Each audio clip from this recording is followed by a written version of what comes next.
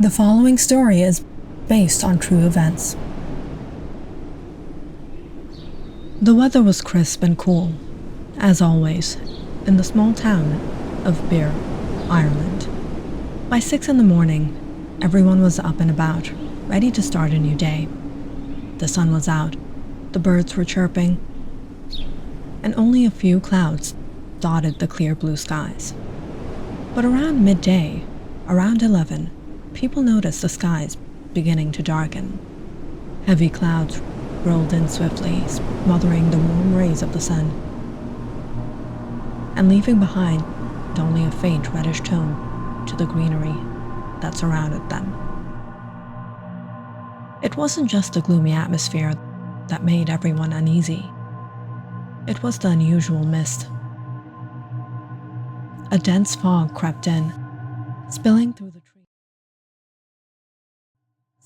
the trees and sweeping across the empty roads of Birr.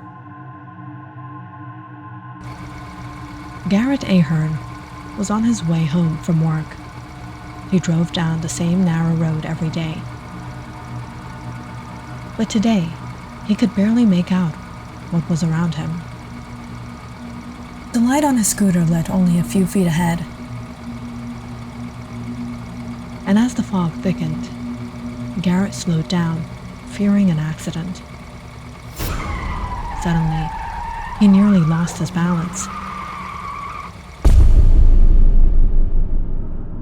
He just managed to swerve the scooter to a stop, almost toppling over.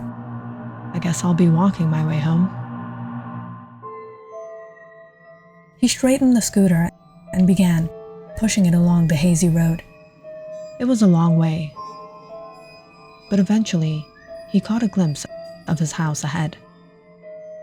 He rolled the scooter onto the lawn, locked it, and was met by his wife, Claire, who rushed to the door and ushered him in.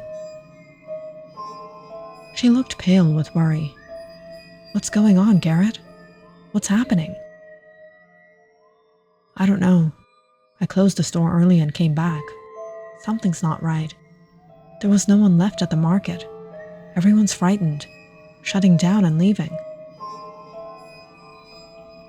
Claire peered out the window, staring at the fog drifting past the road in front of their home.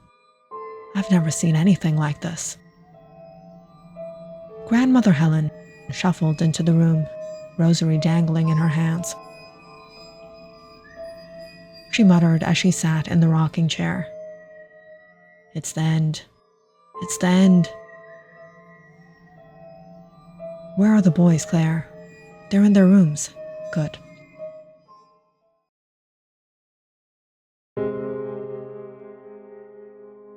"Owen, what are you doing? You know Mom told us not to go out. Haven't you seen what's going on outside? I need to go see this." "What if something happens?" "Nothing will happen." Owen, the elder of the two, was desperate to see what the sudden mist was about. He grabbed his pocket knife, lighter, and flashlight, then climbed out the second floor window. "Owen, I don't think this is a good idea. I'll be back in 2 minutes." Owen called out before dropping to the ground, landing on his toes in the backyard.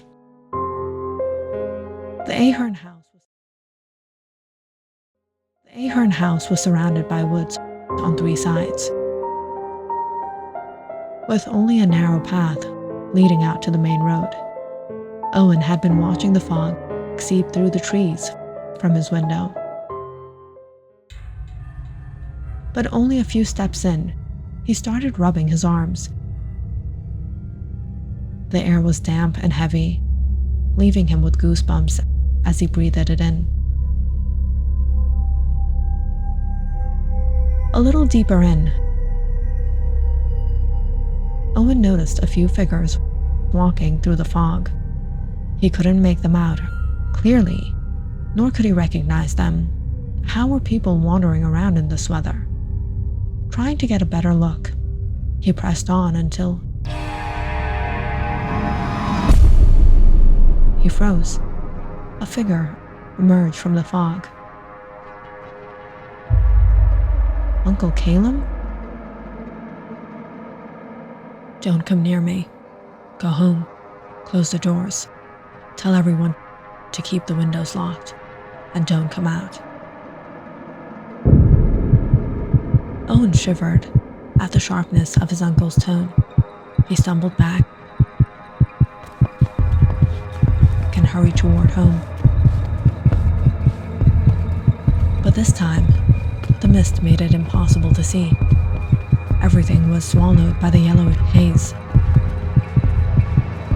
He fumbled through his pockets, trying to switch on his flashlight, and suddenly, "Owen, where were you?" He gasped in relief, hearing his mother's voice. "Didn't I tell you to stay inside? Do you know how worried your father and I were? Come on, let's go." "But Mother, wait, I saw... What? What did you see?" "I saw Uncle Caleb. He was right there." Claire looked out into the fog, dread washing over her.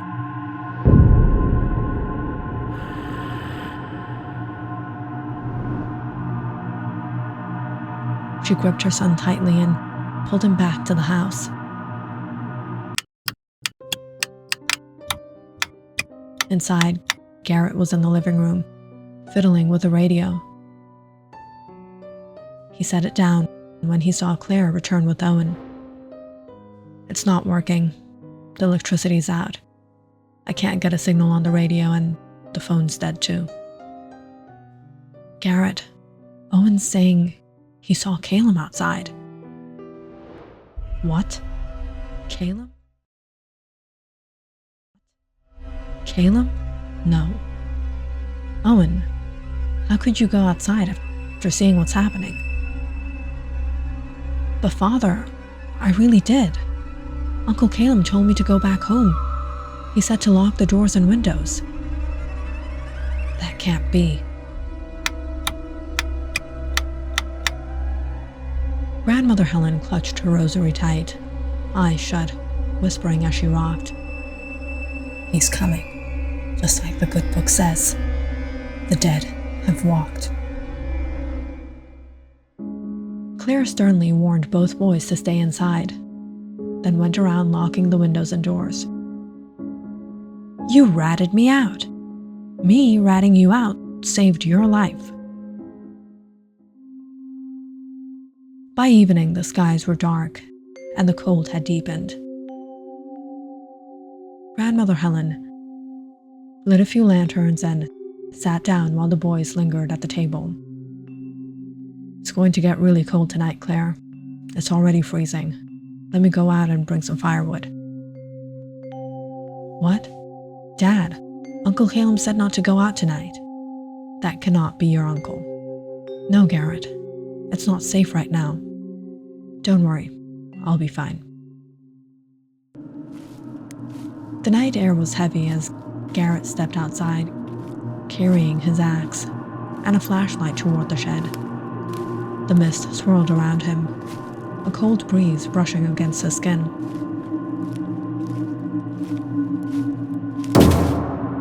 He nearly tripped several times, struggling to see through the thick fog.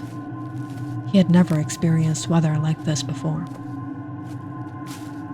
As he walked across the damp grass, he suddenly felt a presence nearby. He stopped in his tracks, his flashlight darting through the haze. "Who's there?" Garrett demanded. Silence.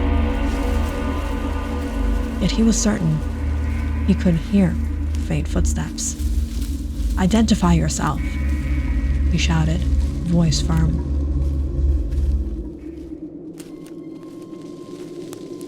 Garrett hurried to the shed, fumbling for the handle before yanking it open.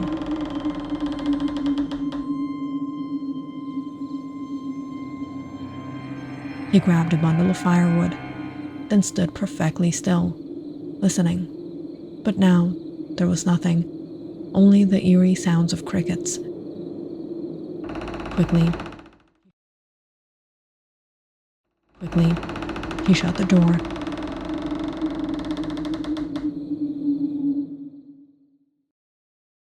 and made his way back inside, locking it behind him. That night, as Garrett built a fire in the hearth, Claire prepared a pot of stew with meat and potatoes. The lanterns glowed dimly as the family gathered close, eating their dinner before heading to bed, hoping morning would come quickly. "Listen, boys, you know the situation outside. Go straight to bed and don't open your windows." The boys nodded and went to their rooms. Soon, the house fell into silence. The only sound was the soft snores echoing faintly down the hall. But sometime after midnight, Claire awoke with a start. Mom, wake up! Someone's knocking on my window." "What? On the second floor?" She and Garrett rushed to Caleb's room, their faces pale as they realized it was true. Knocking, not just at their boys' windows, but all around the house. Footsteps circled outside. "Wake up, everyone. We'll stay together for the night," Garrett ordered. He grabbed his rifle, his voice steady, but his grip tight, and he led them all into the living room. Claire stoked the fire while the boys huddled close. Grandmother Helen clutched her rosary and whispered prayers under her breath. Suddenly, a loud pounding shook the front door. "Who's there?" No reply. The knocking only grew louder, heavier, until the door itself rattled on its hinges. "Maybe we can see who it is from up here, Mom," Caleb whispered, leaning toward the window with his brother. "Get away from there," Claire cried. The pounding grew violent. Each slam splintered the door.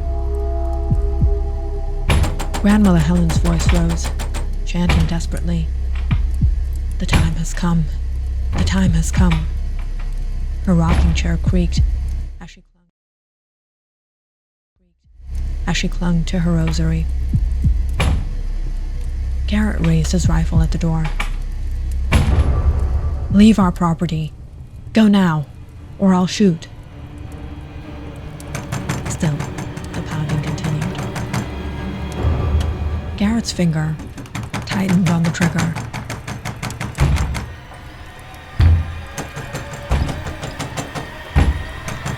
The family clung to one another, paralyzed by dread.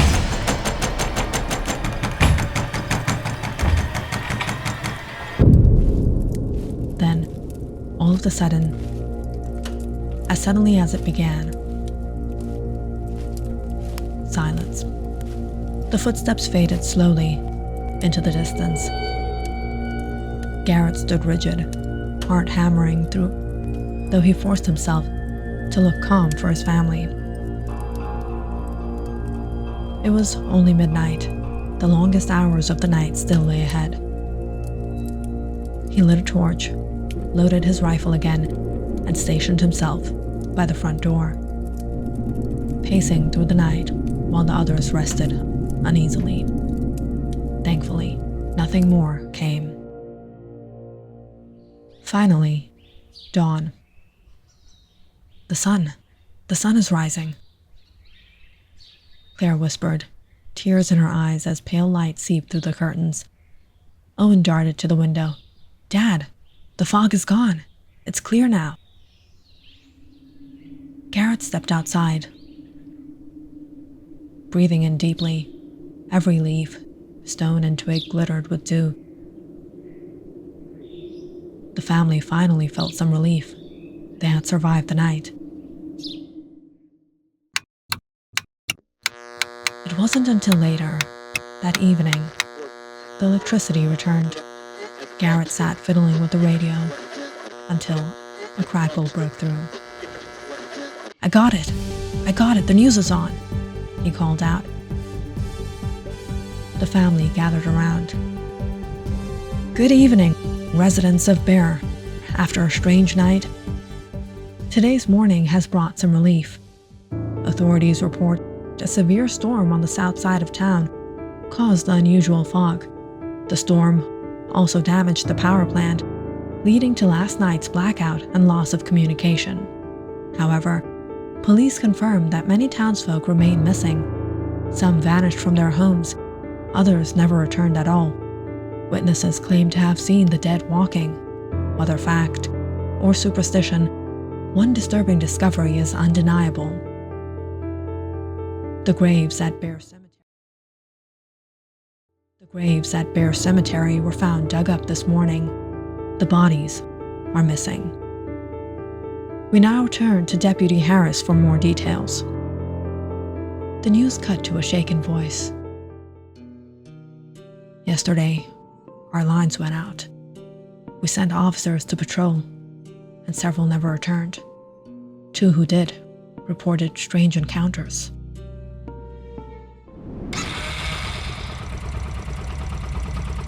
Can't see a damn thing in this weather.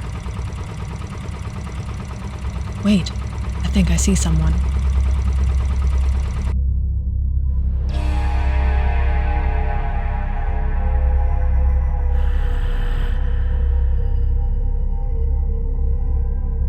"Who are you?"